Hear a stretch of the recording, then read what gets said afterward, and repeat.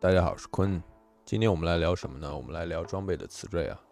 大家每天在游戏中呢都会制作大量的装备，那每件装备的词缀各不相同，提供的战力数值也不同。那相信大家在制作出相同品阶的装备的时候呢，也一定有苦恼过，到底该选哪一件啊？那今天就来分享给大家关于装备词缀的各种细节以及它们的强弱分级。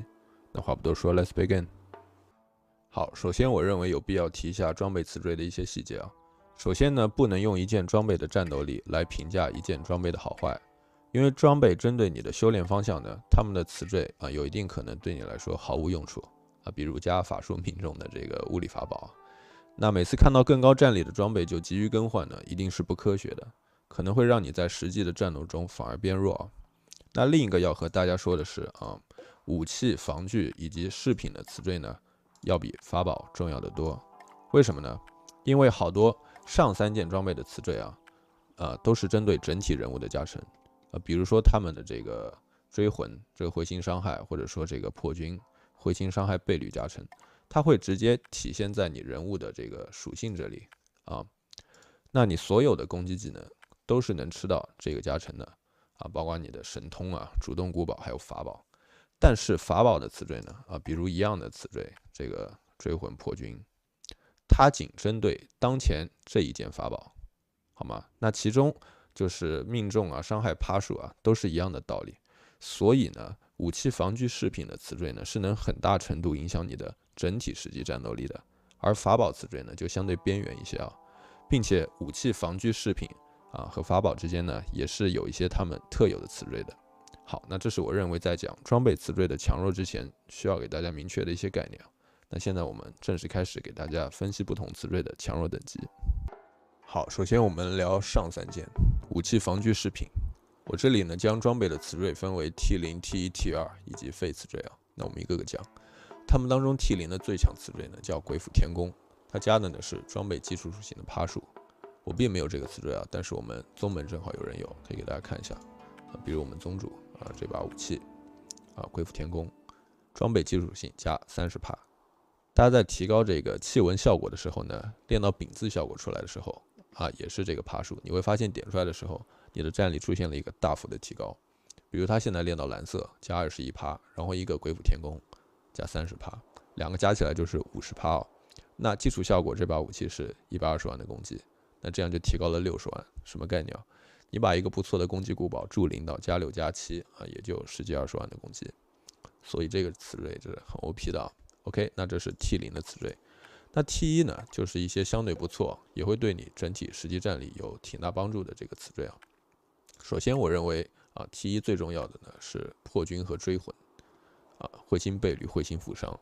应用到你所有攻击技能上。那大家知道，后期会心上限呢是很容易堆到这个50%的阈值的那这两个词缀呢，对你的伤害加成是特别有帮助的然后就是致命，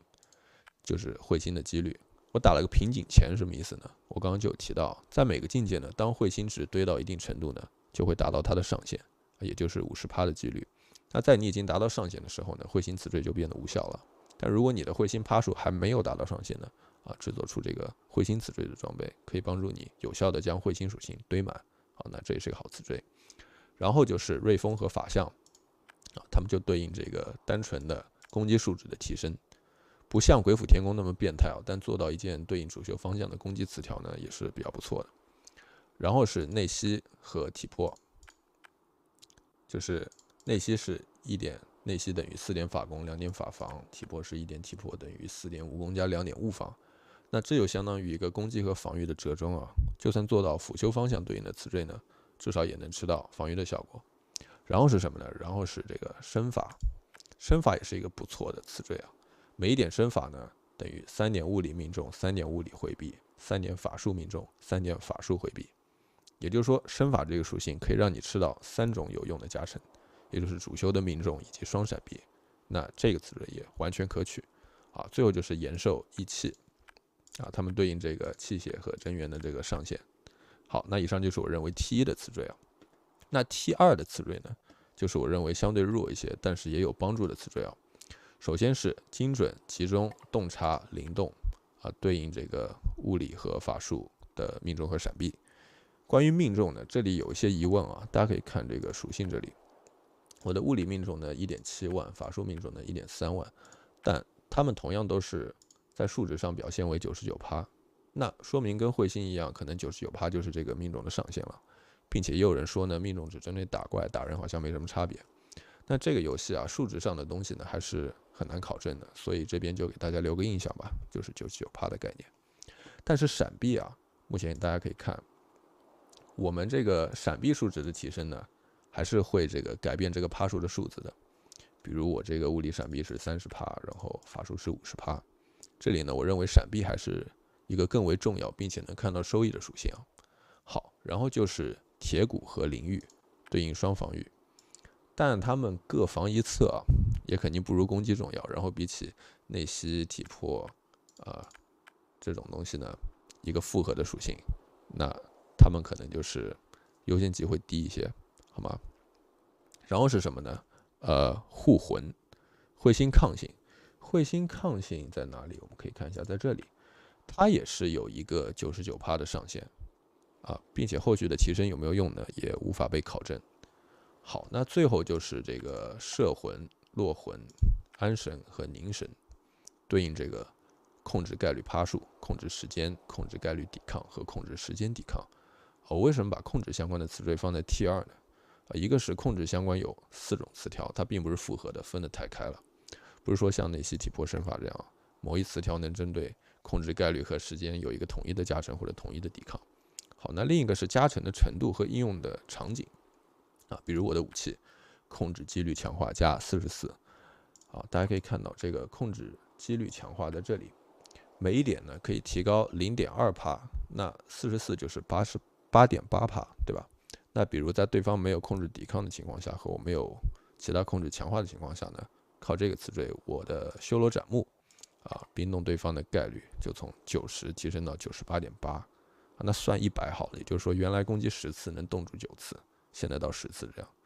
并且呢，控制技能在所有技能中呢还是相对稀少的，所以控制相关的词缀会受到一些局限性。真要说的话，我会认为这个控制的时间会比概率更为重要并且战斗中有好多闪避彗星这种运气成分在，所以去提高一些控制上的优势呢，肯定是有帮助的。但是它的重要性呢，大家可以自己斟酌，好吗？好，然后我们来讲什么呢？我们来讲非属性。首先呢，非主修方向命中顾名思义，就是你都是物理的技能，那法术命中屁都不是。另外是这个非主修方向的攻击这个比命中好一点。有些技能呢会带一些辅修攻击的伤害比如这个，然后这里都有一些。但是呢，这个趴数和主修的方向比还是轻如鸿毛你加那些攻击能提升的伤害呢，我只能说微量，好吗？微量。还有什么非属性呢？他们叫纳海和古脉。这边正好有个纳海真元恢复和气血恢复。那有些同学会疑惑呀，回血回魔为什么不好呀？大家看这个属性这里，比如气血恢复，脱离战斗后每秒恢复的气血百分比那我就是要打架的时候才想回血我不打架了，我是吃不起药嘛，要找个地方让时间治愈我嘛，真会设计好，那你以为这是最废吗？不，最废的是什么呢？神行提高移动速度，不怕献丑在下就有一件神行装备，移动速度加43，什么概念呢？人物基础的移动速度是这个1000那我和别人一起跑1000米，我竟然能多跑整整43米，快这么多。好，那关于废词条我们就说到这里下面我们来讲法宝。好，现在我们来讲法宝的词缀首先 T0 的词缀，我认为对大佬来说最重要的是回零也就是这个减 CD为什么呢？因为法宝是有伤害上限的比如这个塔的伤害上限是8500万链子1.1亿。好，那对于大佬来说呢，他们的基础攻击远远高于一般玩家，所以特别在破虚后呢，他们很容易达到法宝的伤害上限。那大家也可以通过这个日志来看看自己的法宝能不能达到上限好，那对于大佬来说呢，加快输出的循环反而变成了一件最重要的事情。那剩下 T0 的词缀呢，就是无双系对于这个攻击的趴数如果是护盾的话呢，就是一个护盾提供的真元趴数。那无双系一定是最稀有的词缀啊，因为法宝伤害上限这个设定呢，我去提高了回零的这个重要程度。好，那接下来是 T1刚刚讲武器防具类似吧，有瑞风法相这个提供伤害数值，盾呢有个盾玉提供法宝的护盾值